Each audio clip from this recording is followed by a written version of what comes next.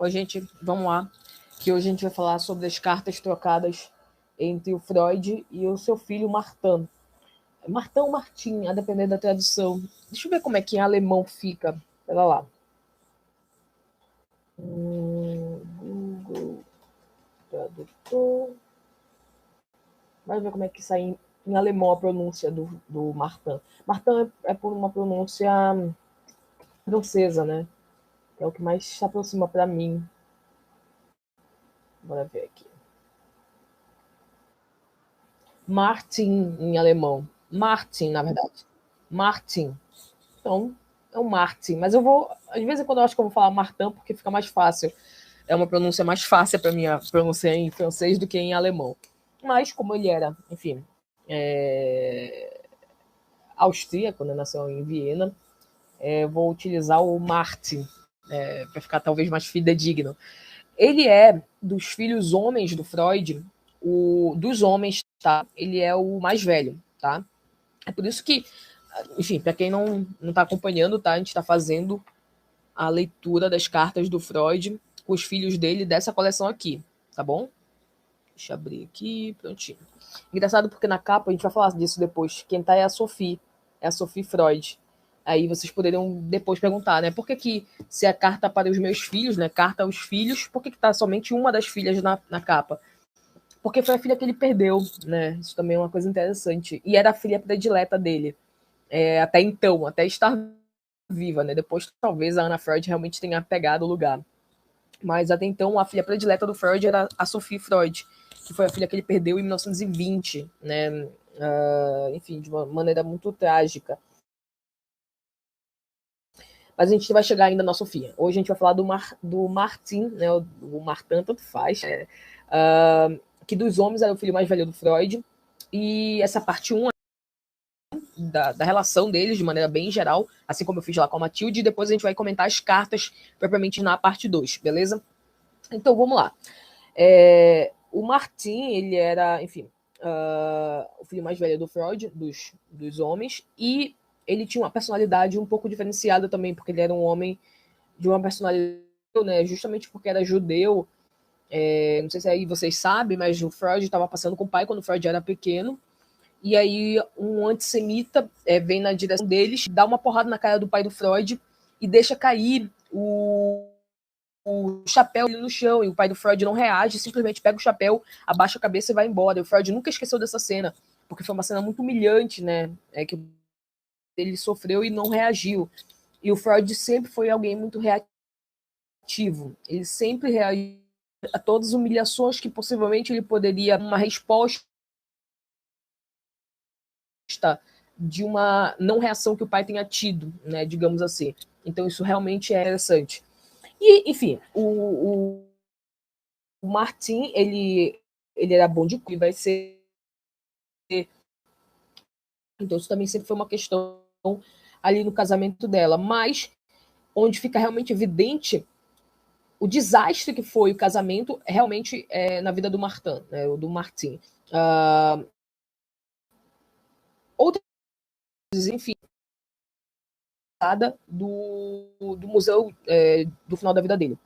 Ele não morre rico, né? As cartas do Martin e do Freud são extensíssimas, né? Então, aqui, por exemplo, estão documentadas 82 cartas trocadas, né? E, claro, dentre essas cartas, o Freud também envia, assim como ele enviava lá pro genro dele, né, o marido da Matilde, ele envia também para nós aqui uma dessas cartas que estão colocadas aqui entre as trocadas do Freud e do Martin. Página 95. Aqui, ó.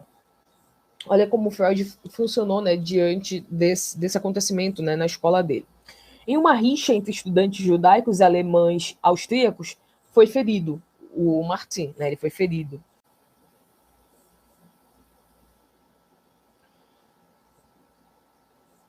Seu vulnerável sentimento de honra ficou evidente em uma experiência na escola que demandou ajuda paterna.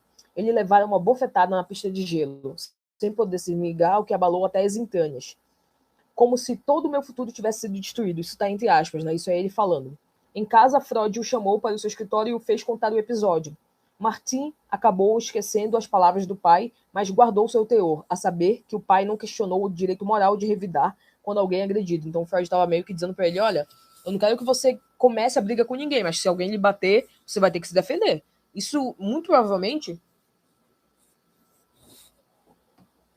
por conta de toda a experiência que o próprio Freud tinha, né, de se defender quando era humilhado, quando era agredido e etc. Que isso sempre também o marcou demasiadamente. Outro ponto que eu quero falar aqui para vocês, cadê? É aqui na página 101. Olha só. Todos os filhos de Freud tiveram, na medida do possível, uma vida feliz, à exceção de Martin. Logo surgiram brigas, por exemplo, porque Sti, a mulher dele, né? Era menos econômica na administração da casa de que seu marido achava necessário, do que seu marido achava necessário. Entre os Freud, ela era considerada, abre aspas, desmensuradamente ambiciosa e ativa, porém não muito inteligente. Chamavam uma mulher de burra, né?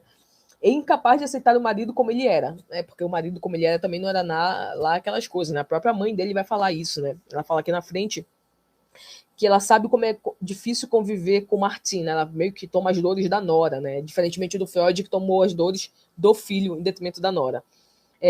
Porque basicamente o Martin ele era um bom vivant, né? Ele era um mulherengo, então certamente não seria fácil de conviver com esse tipo, né? Entre os já falei disso aqui. Em março de 22, Freud comentou que Sti era uma colérica descomunal. Martin não está enganado quando diz que fez um grande lance com ela. Sophie, a filha dos dois, Sophie, a filha do Martin com a Sti, tá? Neta do Freud. Também achava a mãe bastante brigona. Em 38, Freud se manifestou de forma particularmente dura sobre Sti, abre aspas. Ela não apenas é malignamente doida, como também louca, no sentido clínico. Entretanto, Freud tomava facilmente o partido dos seus filhos contra suas mulheres. Eu acabei de falar aqui para vocês. Já Marta, ao contrário, defendia Nora, dizendo: sei como é difícil conviver com Martim. E, em idade avançada, Matilde, a irmã dele, né, teria dito que o irmão nunca amou ninguém, não amou sua mãe, nem suas irmãs, nem sua esposa, talvez nem seus filhos. Essa era a visão que a Matilde tinha do próprio irmão. Aqui, eu marquei isso daqui para falar para vocês também, que é interessante. Abre aspas. Nessas e noutras questões práticas, Martin realmente é insubstituível. Isso é o Freud falando dele, né? Como ele é bom com gerir negócios, dirigir coisas, enfim, lidar com dinheiro. Ele realmente era bom nisso, segundo Freud. Por isso também apoiou, no verão de 31, a intenção já mais antiga dele de assumir a direção da editora psicanalítica, que o diretor Stoffer quase levara à falência. Então, Freud deu, né, confiança para um cara, o Stoffer, para cuidar das contas da editora, e ele quase leva a editora à falência. Né? Freud escreveu, 2 pontos. Martin tem um interesse sério pela editora, acredita que pode fazer algo por ela, e só posso dizer, sem fazer um julgamento sobre esse plano, que é assíduo e confiável em tudo que faz. Martin conseguiu livrar a editora das dívidas, graças a uma ajuda financeira considerável, que vinha em parte do próprio Freud. Ele justificava seu engajamento financeiro com a ponderação de que, desse modo, providencio para o meu filho mais velho um campo de trabalho e o resguardo do ócio. Então, Freud não estava somente investindo na editora, né, da psicanalítica. Ele estava também dando alguma coisa para o filho dele fazer, né, para não ficar simplesmente no ócio da vida. Outra coisa que também o Martin fazia era cuidar das finanças dos pacientes estrangeiros do Freud. Então, quem recebia esse dinheiro de pacientes estrangeiros, né, sobretudo em outras moedas, e cuidava disso era o próprio Martin, tá? Aqui é outra parte que eu selecionei para vocês, que também vai acontecer, que o Martin e a Sti, eles chegam a se divorciar. A se separar. Divórcio não chega a acontecer porque a Sti, ela não aceita dar o divórcio para ele, né? Ela fica com ódio quando ele quer se separar dela, e quando ele realmente a abandona e separa, e ela não dá o divórcio para ele, fazendo com que ele não possa se casar de novo, né? Olha aqui. Em Paris, a família se separou. Isso tudo depois da guerra, tá? Então, eles fugiram de Viena por conta da guerra, né? Por conta da ascensão do nazismo. E aí, eles se separam. O Martin vai para Londres e a mulher dele, a Sti, com a filha, com a Sophie, vão para... O Martin e o Anton, que é o filho dele, vão para Londres, para Inglaterra. E a Sti, com a Sophie, filha e a mulher dele, vão para Paris, né? Então, olha só. Em Paris, a família se separou. Sti permaneceu com Sophie na França. Martin seguiu com Anton para a Inglaterra. Depois declarou a separação de sua esposa como definitiva. Este se vingou recusando-se a concordar com o divórcio, de modo que Martin não pôde se casar de novo. Ele cumpriu com as obrigações de sustentar a esposa e a filha apenas até o ano de 43, uma vez que mal ganhava o necessário para si mesmo. Ele passa realmente maus bocados com dinheiro. Fazendo serviços inferiores e mal remunerados, como, por exemplo, ajudante de cozinha, mecânico, operário de fábrica e carregador de macas no hospital. Em 47, sua mãe chegou à seguinte conclusão, abre aspas, mesmo se apesar das diversidades da vida, estou-lhe em parte do seu antigo humor, devo considerar a vida dele como fracassada, pois aos meus olhos, o erro na escolha da esposa não pode ser compensado por nada.